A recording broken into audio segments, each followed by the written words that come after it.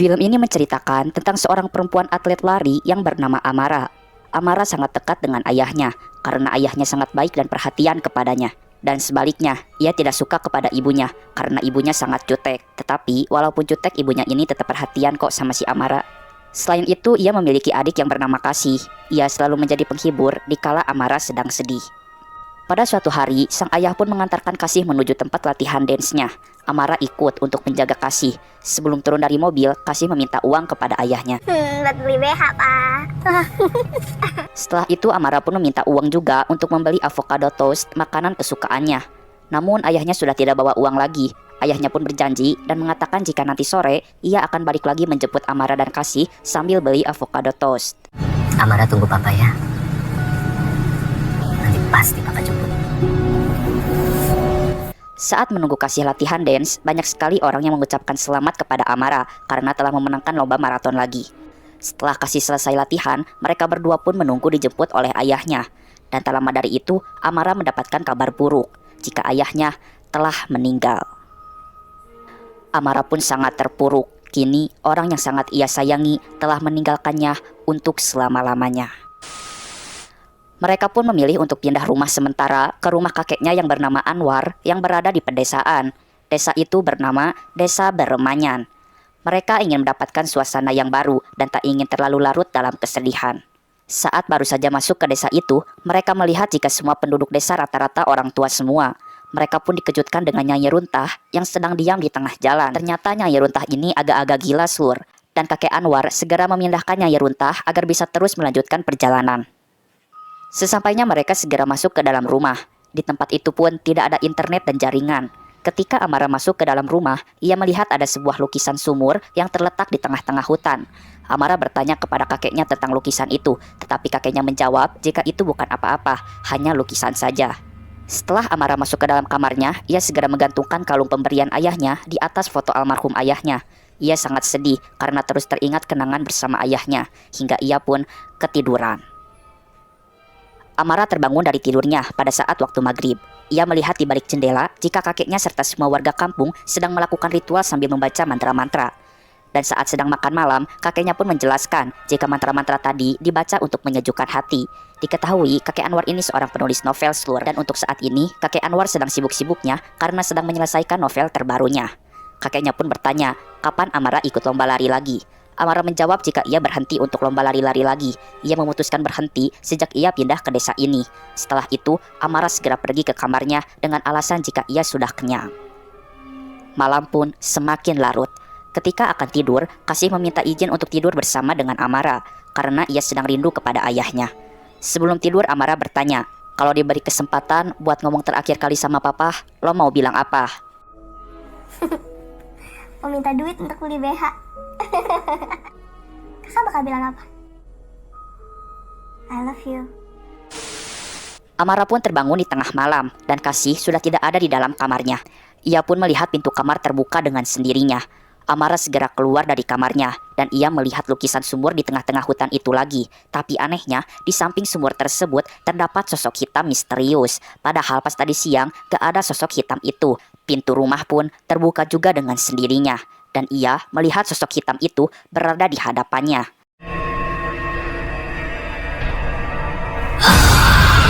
Dan ternyata itu hanya mimpi buruk aja. Setelah bangun dari mimpinya, kejadian-kejadian yang ada di dalam mimpi tadi terulang kembali. Tapi bedanya, pada saat cek keluar rumah, bukan hantu lagi yang datang, tetapi Kasih. Kasih mengajak Amara menuju tempat kerja kakeknya. Di sana terdapat jaringan internet. Saat sedang bermain internet, tiba-tiba kakeknya datang dan mereka segera bersembunyi. Kakeknya pun meletakkan alat-alat dan buku ritual di atas meja kerjanya. Setelah itu, kakeknya pun keluar dari ruangan itu. Amara dan Kasih pun selamat, tidak ketahuan oleh kakeknya. Ketika Kasih sedang main laptop, Amara pun kepo dengan isi buku ritual yang diletakkan oleh kakeknya tadi. Ternyata buku itu adalah buku tata cara meminta kepada Beremanyan. Pagi pun tiba, dan terlihat Amara sedang jogging. Kemudian ada seorang warga yang mengingatkan Amara agar tidak masuk ke dalam hutan. Nanti sesat, ucap bapak itu. Amara tidak peduli dan tetap masuk ke dalam hutan. Ia melihat ada banyak simbol-simbol seperti ini. Ternyata simbol itu adalah simbolnya Beremanyan. Ketika ia menengok ke arah depan, ia melihat sumur itu, sumur yang ada di lukisan di dinding rumah kakeknya. Sumur itu sudah ditutup, keadaannya pun sangat kotor dan menjadi sarang kecoa. Setelah itu, Amara pun pulang ke rumah. Amara dan Kasih segera pergi ke sekolah. Mereka harus pergi lebih awal karena sekolahnya berada di kota. Mereka berdua sama-sama memasuki sekolah yang baru. Amara dan Kasih berbeda sekolah karena Amara sudah SMA dan Kasih masih SMP. Film pun beralih kepada Amara yang sedang memperkenalkan diri kepada teman-teman barunya. Di hari pertamanya sekolah, Amara sudah mendapatkan 2 teman baru, yaitu Rian dan Mutia. Akhirnya bel pulang pun telah berbunyi. Saat Amara sedang menunggu dijemput oleh ibunya, tiba-tiba Rian datang. Rian bertanya, rumah Amara ada di mana? Amara menjawab, di Beremanyan. Rian pun menjelaskan jika dulu desa itu menyembah Beremanyan penunggu sumur, makanya desa itu disebut desa sesat. Amara bertanya, mengapa orang-orang dulu pada menyembah Beremanyan? Rian menjawab, kalau Beremanyan itu bisa ngabulin semua permintaan. Kalau minta ngobrol sama orang yang udah meninggal, bisa nggak? Rian kembali mengatakan, jika udah gak ada lagi orang yang ritual di sumur itu, karena pada gak tahu lagi gimana caranya. Dan pasti yang namanya setan itu gak ada yang gratisan. Contohnya kepala desa Beremanyan pada waktu itu. Karena menyembah Beremanyan, ia menjadi tidak punya keturunan. Anaknya meninggal dan istrinya si Nyai Runtah menjadi gila. Dan setelah itu, ibunya pun datang dan Amara segera pulang. Pada saat makan malam, Amara gak mood buat makan. Ibunya pun memaksa Amara makan, soalnya dari kemarin Amara belum makan. Tapi Amara tetap gak mau. Kalau gitu, yang kamu mau apa? Dengan polosnya, Amara menjawab jika ia ingin papahnya yang hidup, bukan ibunya. Dan hal itu tentu saja membuat hati ibunya sakit. Amara pun memutuskan untuk menyembah Beremanyan saja. Ia ingin ayahnya hidup kembali, atau setidaknya ia ingin berbicara yang terakhir kalinya dengan ayahnya.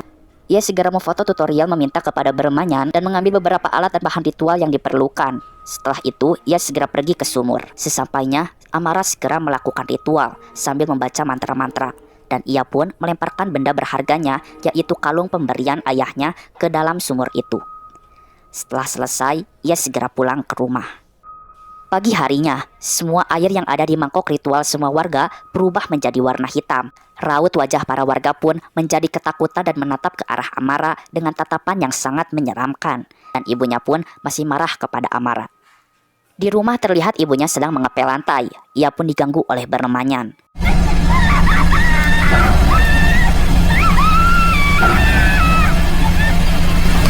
Kemudian tubuhnya pun dirasuki oleh Beremanyan. Setelah itu, ia pun menjatuhkan tubuhnya sendiri hingga terjatuh dari tangga. Saat di kelas, Amara muntah. Ia memuntahkan cairan berwarna hitam. Ia pun segera pergi ke toilet. Mutia segera menyusul karena ia khawatir kepada kondisi Amara. Tapi Amara menyuruh Mutia untuk segera pergi dari toilet. Saat jam pulang sekolah, ia tidak dijemput oleh ibunya. Oleh karena itu, ia pun diantarkan pulang oleh Rian. Rian yang memang naksir kepada Amara pun tentu saja dengan senang hati mengantarkan Amara pulang ke rumahnya. Sesampainya di rumah, Amara marah mengapa ia tidak dijemput pulang. Kakeknya mengatakan jika kaki ibunya sedang terluka parah akibat jatuh dari tangga. Amara pun panik dan segera menuju ke arah ibunya. Di rumah pun banyak sekali hal-hal janggal yang dialami oleh Amara.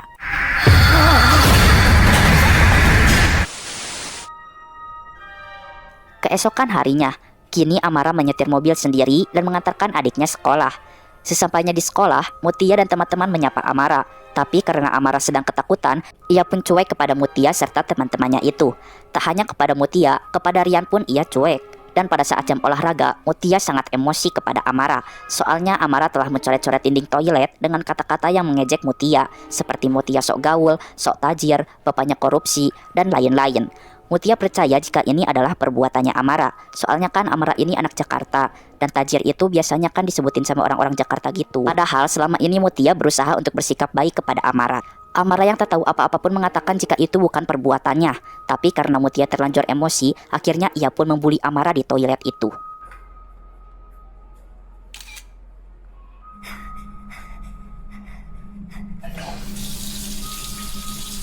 Karena kejadian tadi, Amara menjadi telat ke kelas matematika. Padahal pada saat itu sedang ulangan harian matematika. Mau tak mau Amara harus diam di luar kelas. Dan ia sangat marah serta emosi kepada orang-orang yang ia tidak sukai. Ternyata, akibat kemarahan Amara, sosok Beremanyan pun mulai membunuh orang-orang yang Amara tak sukai. Mutia pun harus tewas karena bunuh diri dengan cara menancapkan pensil ke matanya. Amara juga tak suka kepada Rian, sehingga Rian tewas karena menabrakkan kepalanya sendiri ke kaca toilet. Karena suasana menjadi ricuh, akhirnya Amara pun segera pulang ke rumah. Sesampainya di rumah, Amara segera meminta maaf kepada ibunya. Ia sangat ketakutan dengan semua kejadian ini. Ia pun mengaku kepada kakeknya jika ia telah melakukan ritual sesat. Ia bertanya bagaimana cara menghentikan semua ini. Kakeknya menjawab jika selama ini ia juga sedang berusaha mencari tahu bagaimana menghentikan bermain itu. Tapi ia tidak berani jika harus meneliti pada dirinya sendiri. Tiba-tiba Kasih datang. Ia marah karena tidak dijemput. Karena Kasih berisik, maka Amara pun kesal. Oleh karena itu, bermanyan pun merasuki tubuh Kasih dan mencoba untuk menusuk tubuhnya Kasih. Tapi Amara segera memeluk Kasih sehingga punggung Amara lah yang terkena tusukan pisau itu. Amara tidak bisa diam saja. Ia terus mencari cara agar semua ini selesai. Semua warga desa pun tidak ada yang mau membantu Amara. Hingga pada akhirnya, Amara mendatangi Nyai Runtah. Nyai Runtah mengatakan jika Amara telah melakukan kesalahan besar. Sebenarnya bermanyan tidak bisa mengabulkan permintaan. Ritual yang kemarin dilakukan Amara itu hanya untuk membangkitkan sosok bermanyan dari sumur itu. Sosok bermanyan bisa dimusnahkan hanya dengan cara mengorbankan diri sendiri ke dalam sumur itu. Dan ia mengatakan jika bermanyan akan menyerang orang-orang yang Amara sayangi. Setelah mendengarkan hal itu, Amara segera menuju rumahnya kembali. Dan benar saja, terlihat Kasih yang sudah dirasuki hendak akan loncat dari lantai 2. Dan untungnya ia datang tepat waktu. Kakeknya pun terjebak di sebuah ruangan dengan sosok bermanyan itu. Amara dan Kasih segera mencari ibunya. Amara! Suara siapa itu?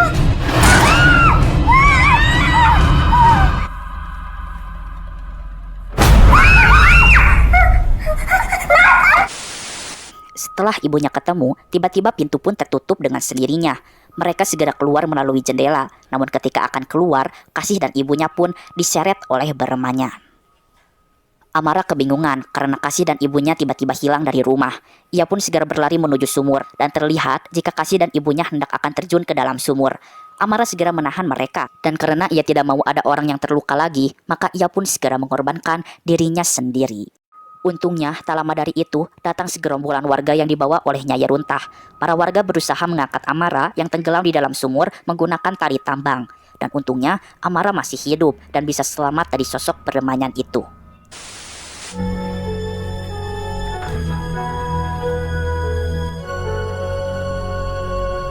Setelah semua kejadian ini terjadi, mereka bertiga memutuskan untuk pindah lagi ke kota. Dan betapa terkejutnya Amara ketika melihat naskah novel buatan kakeknya yang berjudul Sesat. Dan nama pemerannya pun sama dengan dirinya, Kasih beserta ibunya. Ternyata semua kejadian yang ia alami itu adalah settingan dari kakeknya. Kakeknya tahu jika pada saat itu Amara dan Kasih ada di ruangan kerjanya. Ia sengaja meletakkan buku cara ritual bermanyan di mejanya agar dibaca oleh Amara. Ia juga mengetahui jika Amara pergi pada tengah malam untuk melakukan ritual sesat. Dan semua ini kakeknya lakukan semata-mata hanya untuk kesuksesan novelnya, tanpa memperhatikan nyawa dan keselamatan anak beserta cucu-cucunya.